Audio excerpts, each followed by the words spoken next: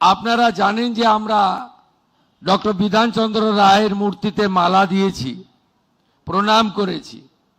Doctor Bidhanchandra রায় তার সম্পর্কে যদি একটু খোঁজ নেন, যেটা আমি মনে করি আমরা যারা বর্তমান জনপ্রতিনিধি, মানুষের আশীর্বাদে আমরা সাংবিধানিক দায়িত্ব পালন করছি, আমাদেরও ডক্টর বিধানচন্দ্র রায়ের কর্মকুশলতা, কাজের পদ্ধতি, একাগ্রতা, দায়বদ্ধতা, অর্জুনের লক্ষ্যভেদের মতো লক্ষ্য স্থির রেখে ব্যক্তি স্বার্থকে উপেক্ষা করে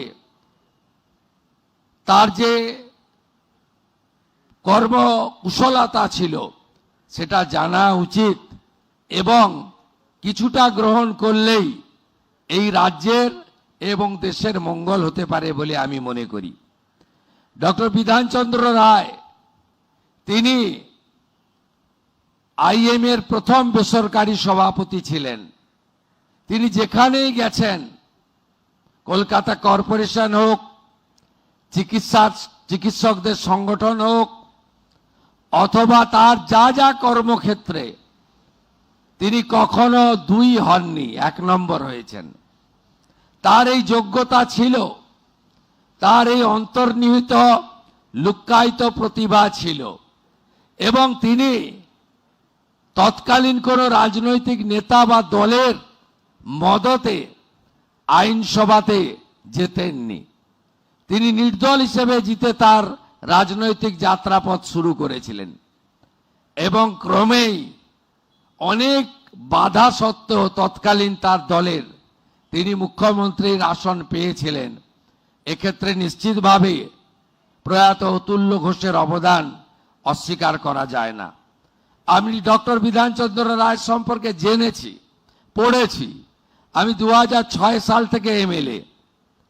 আমি 2006 সালে বিধানসভা জেতার পরে লাইব্রেরিতে ডক্টর বিধানচন্দ্র রায়ের একাধিক ভাষণ আমি পড়েছি, মনের মধ্যে গ্রহণ করার চেষ্টা করেছি। আজ নয়, 20 বছর আগে। আমি অনেক টুকরো টুকরো তার বক্তৃতার লাইন আমার মুখস্থ, যদিও সময়ের অভাবে আমি এখানে তা বলবো না। কিন্তু আমার বর্তমান মুখ্যমন্ত্রিত্ব কালে, যা এখনো 2 মাস পূর্ণ হয়নি, এক্ষেত্রে আমার বিধানচন্দ্র রায়কে নিয়ে বলা প্রাক্তন মুখ্যমন্ত্রী জ্যোতিবাবুর একটা কথা মনে পড়ছে। আর আজকে যখন আমি এই রাজ্যের কাজ করতে যাচ্ছি, তখন আমার আরেকটি কথা মনে পড়ছে। প্রয়াত প্রাক্তন মুখ্যমন্ত্রী জ্যোতিবাবু দায়িত্ব নেওয়ার পরে বলেছিলেন যে যেখানেই আমি শুরু করতে যাচ্ছি সেখানেই দেখছি ডাক্তার বিধানচন্দ্র রায় শুরু করে দিয়ে গেছিলেন। যেখানেই আমি শুরু করতে যাচ্ছি সেখানে ডাক্তার বিধানচন্দ্র রায় শুরু করে দিয়ে গেছিলেন। আর আজকের মুখ্যমন্ত্রী অকপটে বলতে পারে, যেখানেই আমি হাত দিচ্ছি সেখানেই ধ্বংসলীলা দেখতে পাচ্ছি। এই দুটো ভিন্ন মতের মধ্য দিয়েই আমাকে এগোতে হবে, এবং এই জায়গা থেকে বের করে আনতে হবে। সমগ্র চিকিৎসা ব্যবস্থা, এখানে সংকীর্ণ রাজনৈতিকতা থাকবে না। এখানে ধর্ম সম্প্রদায় ভেদাভেদ, মত পথের পার্থক্য, ওরা আমরা পছন্দ অপছন্দ থাকতে পারে না। কারণ স্বামী বিবেকানন্দ বলে গেছেন, ব্রহ্ম হতে কীট পরমাণু, সর্বভূতে সেই প্রেমময়, মন প্রাণ শরীর অর্পণ করো এসকে এসবের পায়ে, বহু মুখে সম্মুখে তোমার ছাড়ি, কোথা খুঁজিছ ঈশ্বর, জীবে প্রেম করে যেই জন সেই জন সেবিছে ঈশ্বর। আজকে আমাদের এই রকম একটি দপ্তরকে সত্যিকারে ঠিক জায়গায় পৌঁছে নিতে হবে। আপনি যান ভেলোরে, আপনি যান মুম্বাই টাটা ক্যান্সার হসপিটালে, আপনি বেঙ্গালুরুতে দেবী শেঠির হসপিটাল, আপনি পিজিআই চণ্ডীগড়, আপনি যান ডাক্তার রেড্ডির হায়দ্রাবাদে, সর্বত্র শুধু বাঙালি বাঙালি বাঙালি, দরিদ্র দরিদ্র দরিদ্র। কেন এই রাজ্যে চিকিৎসা দেওয়া যায় না? সুবীর বাবু, গীতা দিদির মতো লোকেরা, ডাক্তার সুকুমার বাবুর মতো লোকেরা, যারা ডক্টর বিধানচন্দ্র রায়ের পরবর্তী সময়ে এ রাজ্যের চিকিৎসা ব্যবস্থাকে এগিয়ে নিয়ে যাচ্ছে, এত হস্তক্ষেপ, এত দমন পীড়ন, এত আমরা ওরা, এত অবহেলিত চিকিৎসা ব্যবস্থা, এটা কি কাম্য ছিল? কারণ এই পশ্চিমবঙ্গ আমি মনে করি মেধাতে শুধু ভারতবর্ষ নয়, পৃথিবীর যে কোনো আধুনিক রাষ্ট্রকে টেক্কা দিতে পারে। আজকে যখন ইউরোপের বড় বড় হসপিটালে আপনি যাবেন, সেখানে বাঙালি ডাক্তারদের দেখতে পাবেন।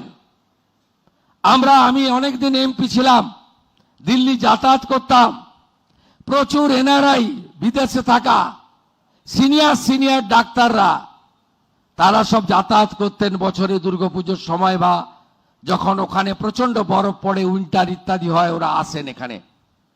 অনেকের সঙ্গে দেখা হতো, পরিচয় করতাম।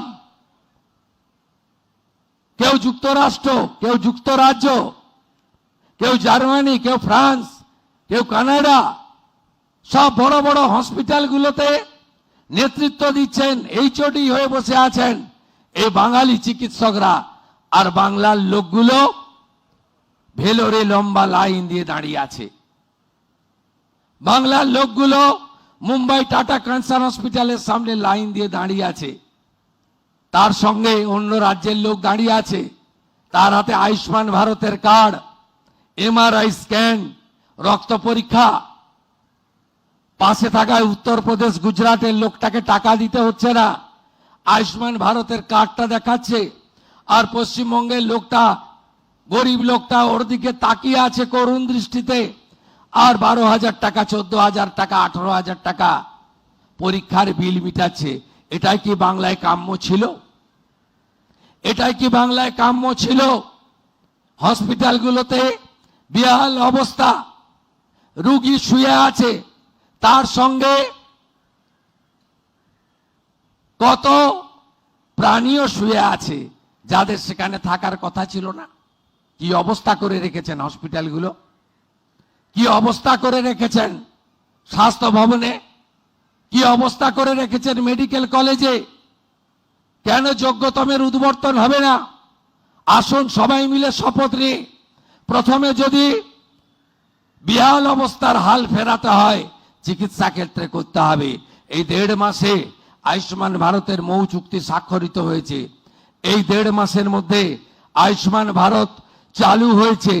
এই 1.5 মাসের মধ্যে আজকে এই মহতি দিনে, আজকের এই সুন্দর দিনে, আজকের এই অত্যন্ত গুরুত্বপূর্ণ দিনে আমরা এই কয়েকটি ছোট্ট প্রয়াসের মধ্য দিয়ে স্বামীজির যে মহান মন্ত্র চরৈবতী চরৈবতী, এই মন্ত্রে আমরা এগিয়ে যাই। চিকিৎসকদের জন্য, তাদের নিরাপত্তার জন্য ভারতীয় ন্যায় সংহিতা তৈরি হয়েছে। মাননীয় প্রধানমন্ত্রী নরেন্দ্র মোদীজির নির্দেশে কেন্দ্রীয় স্বরাষ্ট্রমন্ত্রী অমিত শাহজি 2023 সালে ভারতীয় ন্যায় সংহিতা এনেছেন। সেখানে দেখবেন ডাক্তার বাবুরা চিকিৎসার ক্ষেত্রে তারা কখনোই চান না কোনো রোগী মারা যাক বা তার ক্ষতি হোক। একটা দুটো যে এক্সেপশন নেই তা নয়, আমি সবাইকে ডিফেন্ড করছি না, কিন্তু যে আতঙ্কের পরিবেশ ছিল, যে ভয়ের পরিবেশ ছিল, তার ফলে যে চিকিৎসা আপনারা করতে পারতেন রেফার করে দেওয়ার মানসিকতা তৈরি হয়েছিল। ভারতীয় ন্যায় সংহিতার পরে ডাক্তার বাবুদেরকে সুরক্ষা প্রদান করেছে ভারতীয় ন্যায় সংহিতা, ভারতীয় আইন। ভয় কেটে গেছে, ভরসা এসে গেছে।